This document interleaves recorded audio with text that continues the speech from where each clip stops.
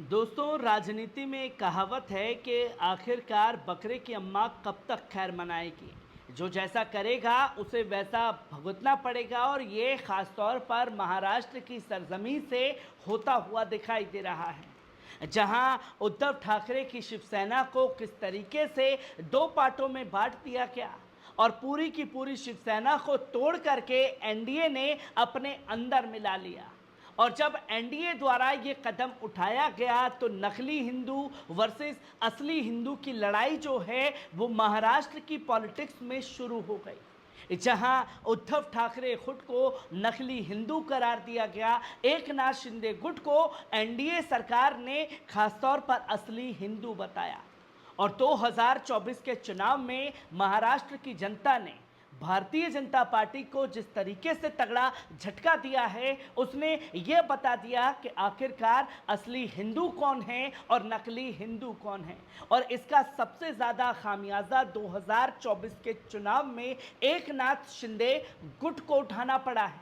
और जब एकनाथ शिंदे गुट को बड़ा झटका लगा है तो अब खबर भी सामने आ रही है कि जब तक आप उर्ज पर होते हैं तब तक लोग आपके साथ होते हैं, और जब आपकी हैसियत और औकात राजनीति में पता चल जाती है तो आपके साथ जो होते हैं वो भी कपाला बदल करके दूसरी तरफ चले जाएं, ये अंदाज़ा नहीं लगाया जा सकता।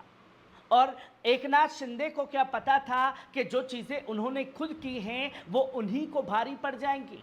और अब ये तस्वीर क्लियर हो चुकी है कि एकनाथ शिंदे गुट के 8 विधायक और कई सांसद उद्धव गुट में वापसी कर सकते हैं, जो कि भारतीय जनता पार्टी के लिए बड़ा झटका है, जिसकी तस्वीर महाराष्ट्र की राजनीति से लगातार सामने आ रही है। जो कि आप स्क्रीन पर साफ तौर पर देख सकते हैं कि भाजपा के लिए महाराष्ट्र के मुख्यमंत्री एकनाथ शिंदे का गठबंधन घाटे का सौदा साबित हुआ है। तमाम कोशिशों के बावजूद भाजपा महाराष्ट्र में अपनी चाहत के लिहाज से सीटें नहीं पा सकी हैं।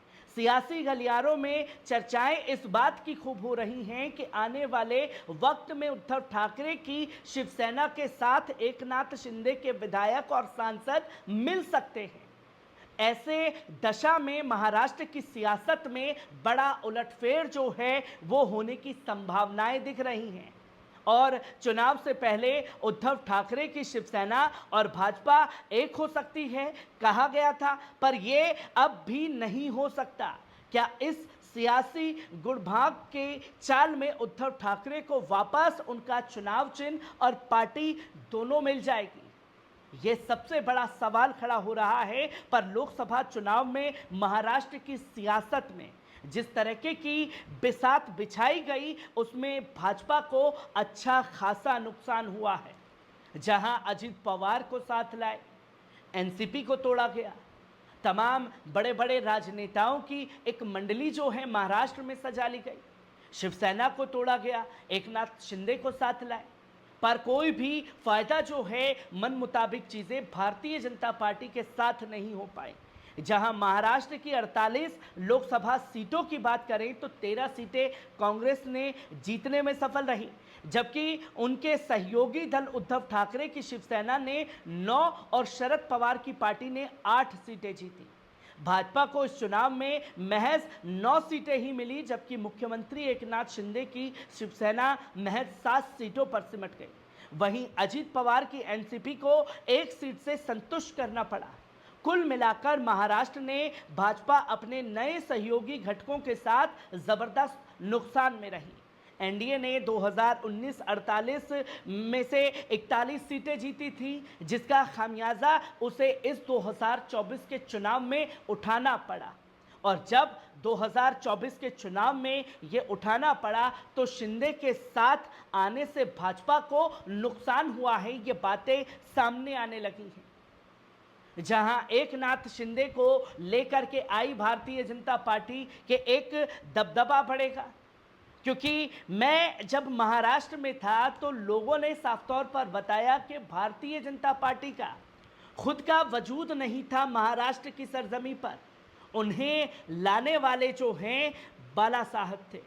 और कार्यकर्ताओं ने बाकायदा इस चीज को माना कि भारतीय जनता पार्टी को महाराष्ट्र की सरजमीं पर लाना बाला साहब की, शिवसेना की सबसे बड़ी गलती थी और अब वो गलती का सुधार करेगी। और गलती का सुधार ऐसा करा कि जो 2019 के लोकसभा चुनाव में 41 सीटें जीते थे, वहां उन्हें महज 9 सीटों पर सिमटना पड़ा है। कितना तगड़ा नुकसान उठाना पड़ा है भारतीय जनता पार्टी को, इसकी तस्वीरें लोगों के सामने हैं। और महाराष्ट्र की इस पॉलिटिक्स ने खलबली मचा दी है कि असली वर्सेस नकली हिंदू की इस लड़ाई में भारतीय जनता पार्टी, खासतौर पर नकली हिंदू, महाराष्ट्र की जनता के लिए साबित हुई। जहां सूत्रों की माने तो बीते कुछ दिनों में एकनाथ शिंदे की पार्टी के विधायकों की ओर से उद्धव ठाकरे से संपर्क स्थापित किया गया है। इस वजह से महाराष्ट्र की सियासत में एक बार फिर से उथल पुथल मचने की संभावना व्यक्त की जा रही है। शुक्रवार की सुबह संबंध में उद्धव ठाकरे की शिवसेना के कुछ वरिष्ठ नेताओं के बीच महत्वपूर्ण बैठक हुई। सियासी जानकारों का यह साफ तौर पर कहना है कि जिस तरीके से एकनाथ शिंदे की शिवसेना ने नेता उद्धव ठाकरे की शिवसेना से संपर्क कर रहे हैं, वे बड़ा सियासी गुल महाराष्ट्र की सियासत में खिला सकते हैं। चर्चा इस बात की भी हो रही है कि उद्धव ठाकरे की शिवसेना के साथ एकनाथ शिंदे की शिवसेना के कुछ सांसद भी मिल सकते हैं। राजनीतिक जानकार और वरिष्ठ पत्रकार श्रीकांत तलपते कहते हैं कि नंबर गेम के मुताबिक उद्धव ठाकरे की शिवसेना के पास 9 सांसद हैं, जबकि एकनाथ शिंदे की शिवसेना के पास 7 सांसद हैं।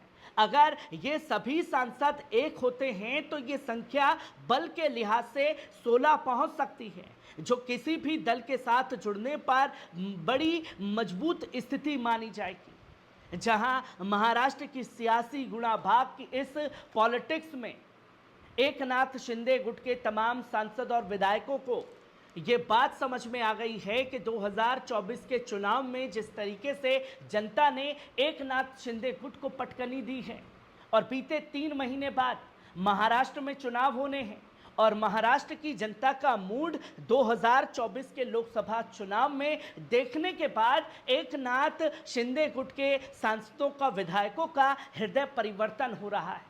और जब हृदय परिवर्तन हो रहा है तो उन्हें यह खुल करके मालूम हो गया है कि 2024 में होने वाले महाराष्ट्र के चुनाव में भी जनता उन्हें ऐसे ही पटकनी देगी। और जनता की मार जो है सबसे बड़ी मार होती है, और उस मार से बचने के लिए आप अपने जो गलती की है उसे भुलाएं और फिर से उद्धव ठाकरे गुट में शामिल हो जाएं। और अगर उद्धव ठाकरे गुट में 7 सांसद और विधायक शामिल होते हैं तो यकीनन महाराष्ट्र में भारतीय जनता पार्टी सत्ता में वापस कर पाएगी या नहीं, ये भी सबसे बड़ा सवाल खड़ा हो जाएगा।